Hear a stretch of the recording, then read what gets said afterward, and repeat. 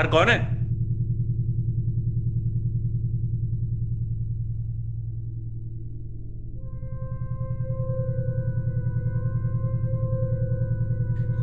कौन है बाहर?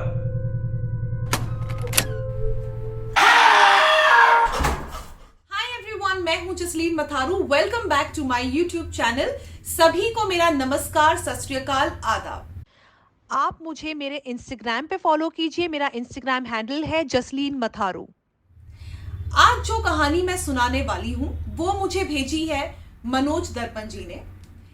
मनोज जी एक गीतकार है और बहुत सारी फिल्मों के लिए उन्होंने बहुत अच्छे अच्छे गीत लिखे हैं। तो चलिए शुरू करते हैं। ये घटना घटी विनय नाम के एक लड़के के साथ जो मुंबई में किराए पर घर लेके रह रहा था। विनय की एक गर्लफ्रेंड थी संगीता।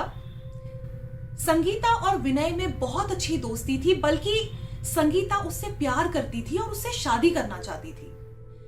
लेकिन संगीता की बहन रूबी को यह बात बिल्कुल पसंद नहीं थी। दोनों बहनें यहां मुंबई में कुछ कर दिखाने आई थी, एक्टर बनने आई थी, और रूबी चाहती थी कि संगीता अपने काम पे फोकस करे और कुछ अचीव करे लाइफ में।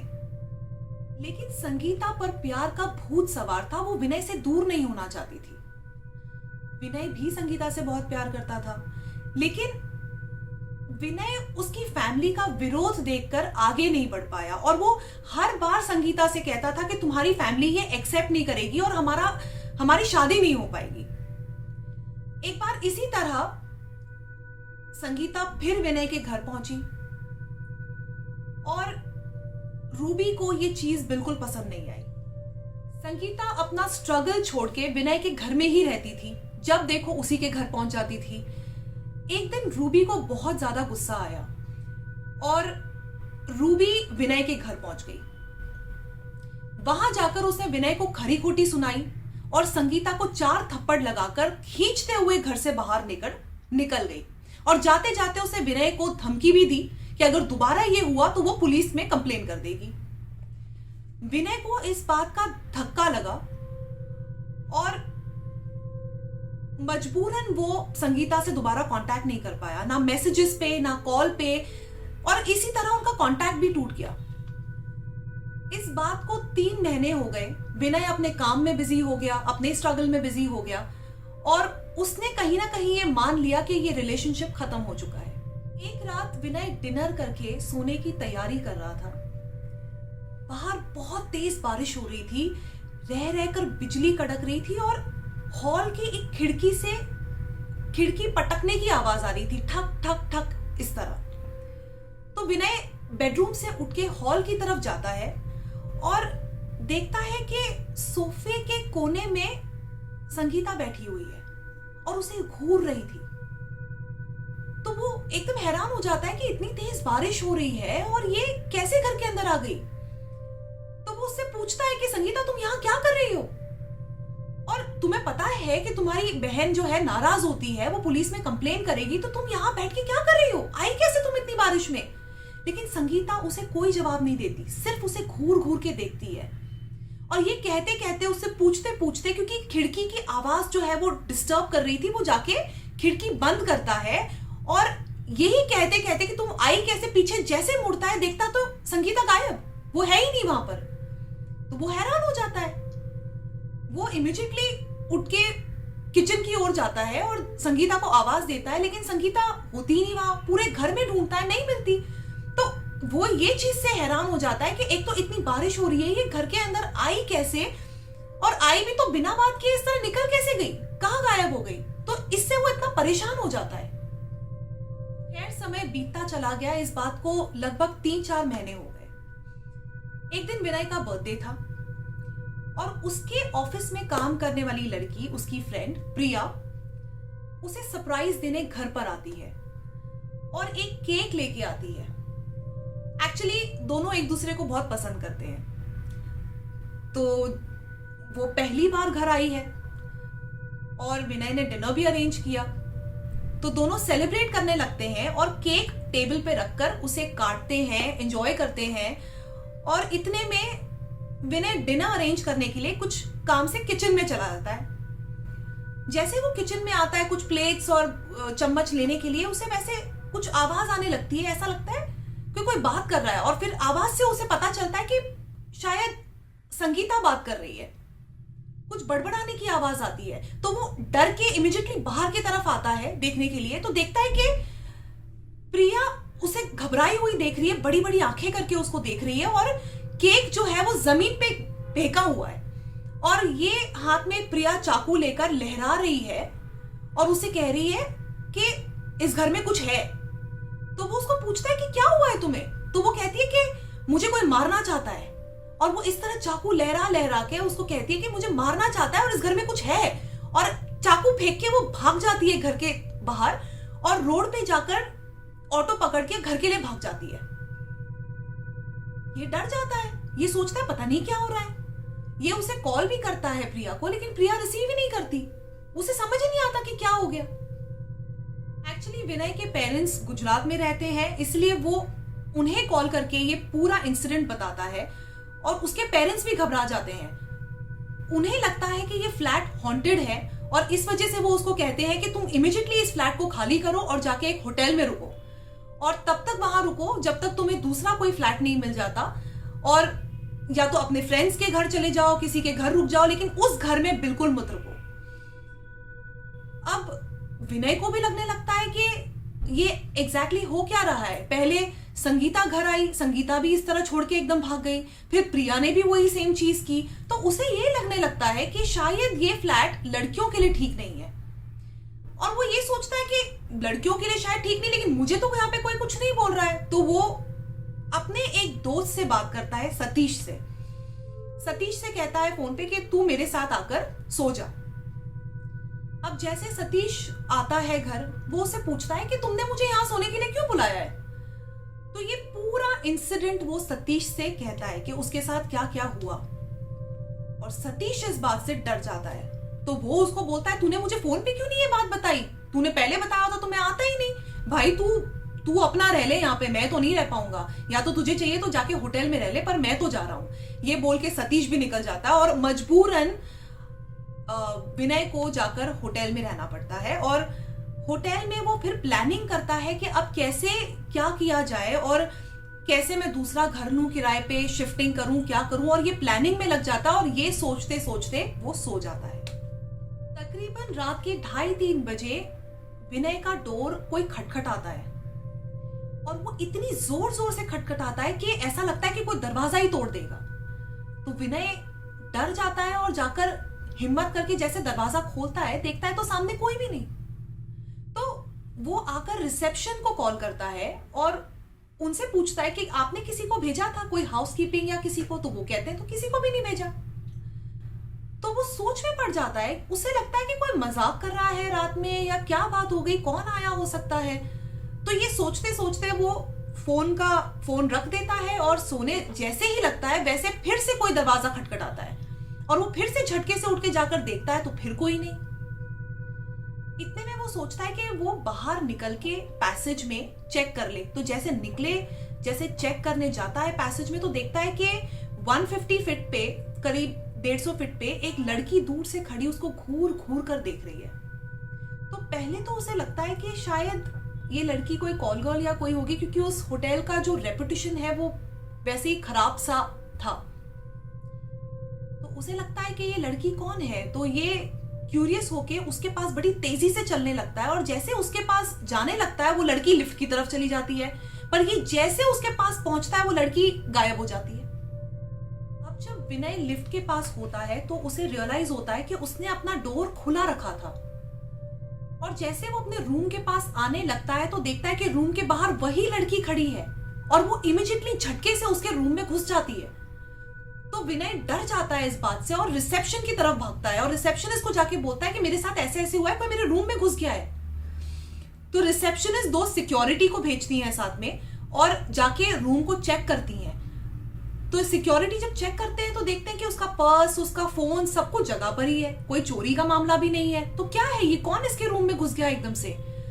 और इस वजह से रिसेप्शनिस्ट एक सिक्योरिटी गार्ड को उसी पैसेज में रखता है, जो ध्यान रख सके कि कोई विनय को परेशान ना करे। और विनय जो है अपने आप पे शक करने लगता है कि कहीं उसको हैलुसिनेशंस तो नहीं हो रहे, कोई भ्रम वगैरह तो नहीं हो रहा है, क्योंकि वो इस हद तक डरता है कि उसे लगता है कि वो पागल ही हो जाएगा। और इस भ्रम की वजह से उसको अपने आप पे शक होने लगता है कि कहीं वो सच में कोई पागल वागल हो तो नहीं गया है। विनय अपने रूम में आता है और बेड के बीचों बीच बैठ के कंबल ओढ़ के वो सारे इंसिडेंट्स याद करता है जो उसके साथ बीत रहे हैं, और सोचता है कि ये लड़की क्यों परेशान कर रही है, कौन है ये लड़की।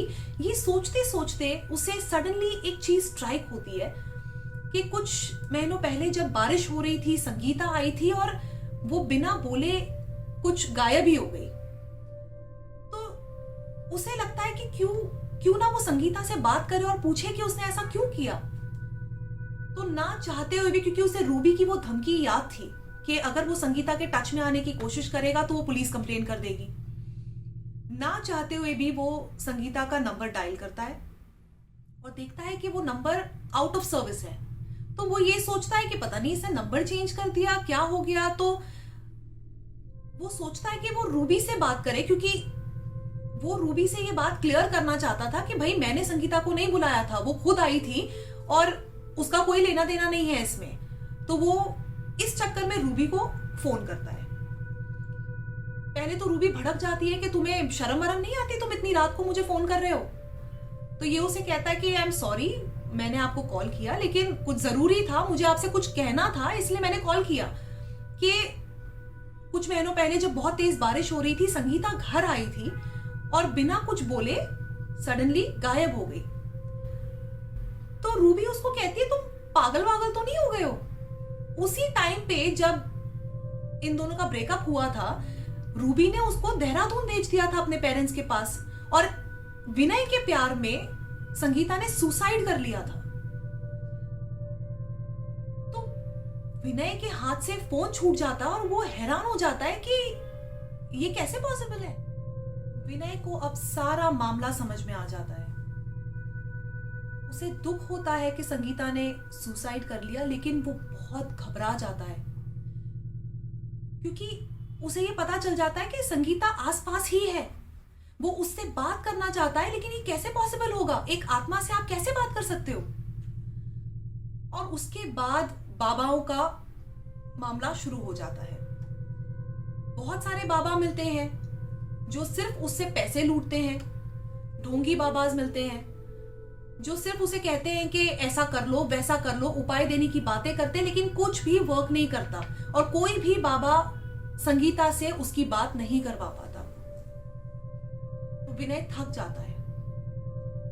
इस दौरान विनय ने काफी सारे घर बदले, लेकिन कुछ फायदा नहीं हुआ। संगीता हर वक्त उसके आसपास ही थी, उसे हर कहीं दिखाई देती थी, लेकिन उसने कभी विनय को नुकसान नहीं पहुंचाया। और विनय भी समझ गया था कि ये एक आम बात हो गई, वो हर बार उसे दिखती रहती थी, लेकिन वो घबराता भी बहुत था। एक दिन गुजरात से विनय के कुछ दूर के रिश्तेदार आए एक लड़की का रिश्ता लेकर, और उन्होंने घर पे आए, बातें बातें की, एक बहुत ही खुशनुमा सा माहौल था, अच्छे से बात की, लड़की की फोटो दिखाई और रिश्ता पक्का करके विनय के साथ वो निकल जाते हैं। और काफी रात हो जाती है, तो विनय अपना सब कुछ साफ सफाई करके अपना सोने चला जाता है।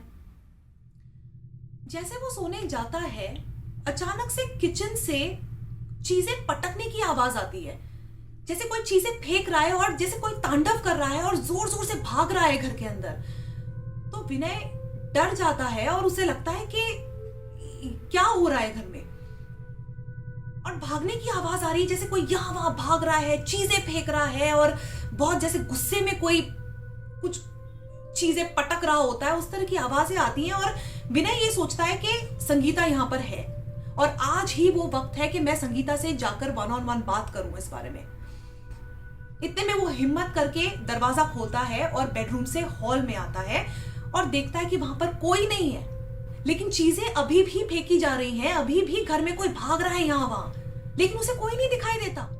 विनय सोचता है कि यही वो मौका है जहां वो संगीता से बात कर सकता है। भले ही संगीता उसे नहीं दिखाई दे रही, लेकिन वो परेशान होकर जोर से चीखता है और बोलता है, संगीता तुम क्या कर रही हो। जो कुछ तुम्हारे साथ हुआ उसके लिए मुझे दुख है कि तुमने सुसाइड किया, लेकिन इसमें मेरा क्या कसूर है? तुम्हारे घर वालों ने जो किया, उन्होंने मना किया, मेरा क्या कसूर है? मैंने तो तुम्हें कुछ नहीं कहा, तो तुम ये सब मेरे साथ क्यों कर रही हो? तुम प्रेत योनि में परेशान हो रही हो और मुझे यहां परेशान कर रही हो। मैं यहां परेशान हो रहा हूं और मैं तो जिंदा हूं, मुझे अपनी लाइफ आगे बढ़ानी है, मुझे तो किसी ना किसी से तो शादी करनी पड़ेगी। तो ये सब सुनकर संगीता और जोर से चीजें पटकती है और भागम दौड़ी शुरू हो जाती है घर में और जोर जोर से आवाजें आने लग जाती है। विनय फिर चिल्लाकर जोर से बोला कि देखो संगीता, मैं जानता हूं कि तुम मुझसे बहुत प्यार करती हो, लेकिन ये कैसे पॉसिबल है कि एक इंसान एक प्रेत के साथ रहे? It's not possible. और वो उससे कहता है कि तुम मेरे लिए क्या हो, मेरे दिल में तुम हमेशा रहोगी, और अगर तुम चाहो तो मैं तुम्हारी पिक्चर एक फ्रेम करके वॉल पे लगा दूंगा ताकि जो कोई मेरी लाइफ में आए उसे पता चले कि तुम्हारी इंपॉर्टेंस मेरी लाइफ में क्या है।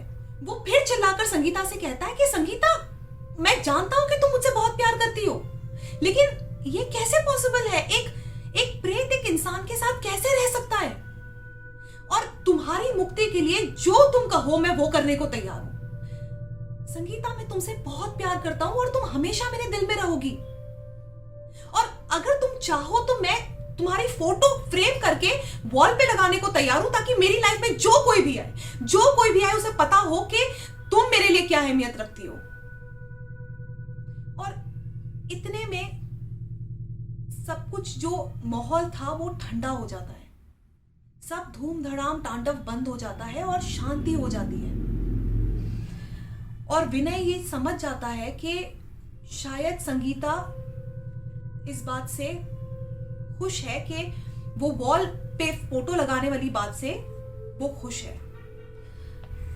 इतना कहते ही जो तांडव मचा हुआ था, जो शोर हो रहा था यहां वहां भागना, सब कुछ सडनली बंद हो जाता है और विनय को ये समझ में आ जाता है कि लगता है संगीता ने ये फोटो वाली बात मान ली है। खैर दोस्तों, समय बीतता चला गया और विनय ने संगीता की फोटो अपने वॉल पे फ्रेम करके लगा दी और वो रोज सुबह पुराने फूल फेंककर नई माला उसके फ्रेम पे चढ़ाता है। और विनय की उम्र जो है अब 58 साल हो गई है। उस फ्रेम की वजह से किसी लड़की ने विनय से शादी ही नहीं की और विनय उसी फोटो को देख देख के उससे बातें भी करता है, कभी कभी गुस्सा करता है, लड़ाई कर लेता है उससे। मुझे तो लगता है कि विनय शायद पागल सा हो गया है। उसे यह भी नहीं पता कि संगीता की आत्मा को मुक्ति मिली भी है या नहीं, लेकिन उस फोटो फ्रेम को हटाने की उसकी हिम्मत नहीं हुई। खैर, मॉरल ऑफ द स्टोरी क्या है वो मैं आपको क्या बताऊं, आप खुद ही समझदार हैं। और प्लीज अपने कमेंट्स में मुझे जरूर बताइए कि इस कहानी का मॉरल क्या है। मैं आपके कमेंट्स का इंतजार करूंगी और आई होप आप सबको ये कहानी पसंद आई। तो अपनी कहानी मेरे साथ जरूर शेयर कीजिए, मुझे मेल कीजिए और मैं उम्मीद करती हूं कि आपकी स्टोरी मैं अगले YouTube वीडियो में आपके सामने लेकर आऊं। Thank you so much for watching. आपके मेल का, आपके कमेंट्स का मुझे इंतजार रहेगा। Don't forget to like, share and subscribe to my YouTube channel. Action. हाथ नीचे से लाओ, दोबारा कर दो, दोबारा करो, एक्शन। नहीं, ऐसा होल्ड करके रहना है, रुके रहना नहीं है। आ रहा, मैं सुसु नहीं, एक मिनट चुप। हाँ, गुस्से से लाना नीचे से हाथ, नहीं ये वाला हाथ, गुस्से वाला। हाँ, एक्शन। इधर नीचे नहीं, हाथ सामने रखना, सामने रखना, ऊपर जा रहा हाथ। चलो फिर क्या फंस गई मैं। एक्शन। एक मिनट, इधर सामने लाओ ना, ऐसे हाथ। नहीं यार, ऐसे नहीं कर रही है। इधर इतना ऊपर मत करो, ऐसा। देखो ऐसा नहीं, तुम ऐ कर रहे चिल्लाओ मुझ पे। हो, तुम ऐसा तुम ऐसा करे, ऐ नहीं, हाँ, गुस्से से झटको हाथ को। फैजल चिल्ला रहे बी सीरियस। हेलो, नहीं। झटके से लाओ हाथ।